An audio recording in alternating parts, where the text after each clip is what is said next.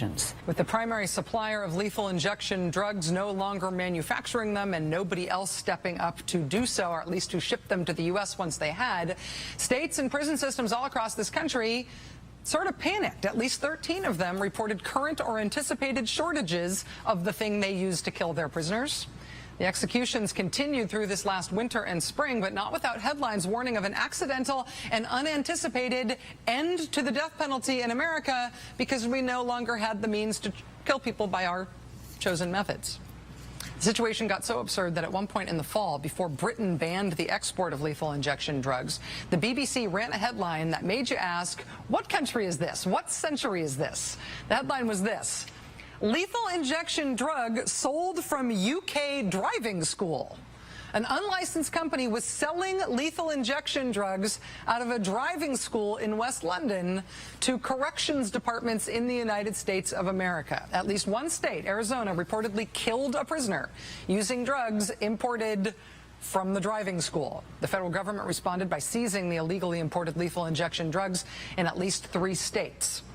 Clearly, the old lethal injection drug was getting harder and harder to buy and harder to hold on to without it being confiscated by the feds. So a number of states decided to stop using it altogether, stop trying to use it altogether. They decided to switch to a new kind of lethal injection drug, one that is used all the time, only not on humans. It's what veterinarians use to euthanize animals. Ohio was the first to use it to kill a prisoner in March. A week later, Texas made the switch. And now one of the companies that makes that drug is advising American states that it should not be used for lethal injections either. It is chaos. It is chaos on one of the most morbid issues in modern American politics. And now it is chaos on that issue with presidential politics mixed in too.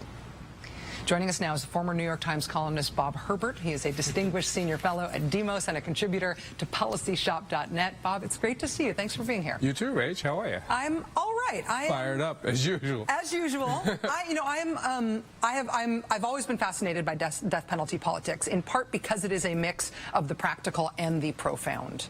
Do you think that we are capable of absorbing a profound political issue like this into presidential politics, or do you think this gets glossed over? I think it's going to get glossed over. You know, I've been watching it for so many years. I've written a lot about the death penalty, and it's really bizarre. It almost doesn't matter what the individual politicians really think about the death penalty. We have such a macho culture and such a violent culture that no politician is willing to take a chance on being perceived as soft on crime. Now, Rick Perry, I'm convinced, you know, is very much pro-death penalty, so his decisions seem to be in line with his own personal philosophy. Killed enough people to justify that as governor. Right. Yeah. But many other politicians that I've covered are, in their hearts or in their minds, have been opposed to the death penalty, but would never come out against it. I remember that the death penalty used to be an issue in New York City mayoral races, and the mayor had absolutely nothing to do with death penalty cases. I keep expecting there to be a big resurgence of sort of tough-on-crime politics. And we've seen, frankly, Fox News Channel, particularly in their daytime hours, sort of trying to hype the issue of urban crime with real racial overtones. It's been happening over the last few months, but it doesn't seem to get much traction. When you talk about tough-on-crime politics in the Republican Party, for me that resonates as an issue from the 90s, but I feel like I'm not seeing it now. You know, you're not seeing it on the national level, but you still have tough-on-crime policies on the local level. I mean, you have the district attorneys, you have governors. Look how many governors are standing up and making a big deal out of the fact that they're in favor of the death penalty. And we have this chaos that you're describing with the lethal injection drugs. And the governors are out there saying, you know, no, I don't care what they do about the drugs. We're going to figure out a way to kill these prisoners anyway. You know, they feel it's a political winner. And they're just going for it. The issue of Cameron Todd Willingham, which is something that you've written about, I know, and that the New Yorker in particular has published a trenchant investigation of. That's a case in Texas in which the man who was executed, there seems to be quite a lot of evidence that he may have been actually innocent of the crime of which he was convicted. I'm absolutely convinced he was innocent. And a lot of people who have looked into it are the evidence against him has obvious flaws that are obvious even to a layman. Rick Perry not only approved that execution, but he sort of interjected as governor to make sure that the execution would go ahead. He replaced a person who was overseeing an investigation into that case with a loyalist who greenlit it.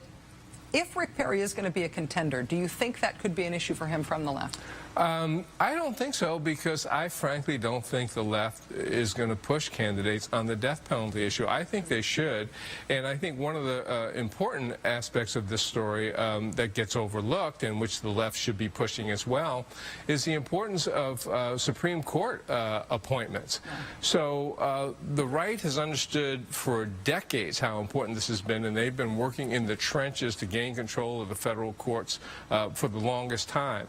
The left has tended to gloss over this issue, and now we're getting all these 5-4 decisions, and here, once again, in a life and death situation, you have a 5-4 decision on the Supreme Court, split right down along ideological lines. One other aspect of sort of, I guess, presidential politics, maybe just national politicking, that factored into this decision was the whole idea of whether or not America needs to pay any attention to international norms and indeed our international obligations.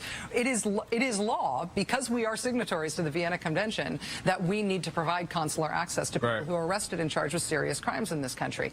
In Texas, the way that, for example, Governor Perry's spokesperson deflected criticism today was by saying Texas isn't bound by foreigners. Texas isn't bound by foreign law. Is the Obama administration in a position, presidential politics or not, to be asserting the value of America having a part in an international community right now? Well, the Obama administration should be asserting it. By the way, Texas sometimes seems to be a state with foreign law whenever I take a look at it. But, you know, but if the United States keeps giving the back of its hand to international norms, we're going to pay a price.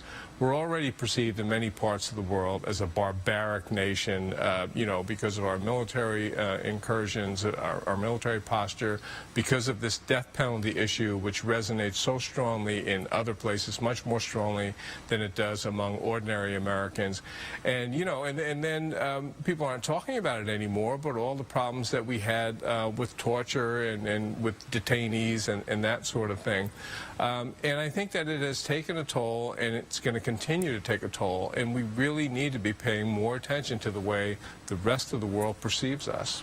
Can I ask you one last question about you?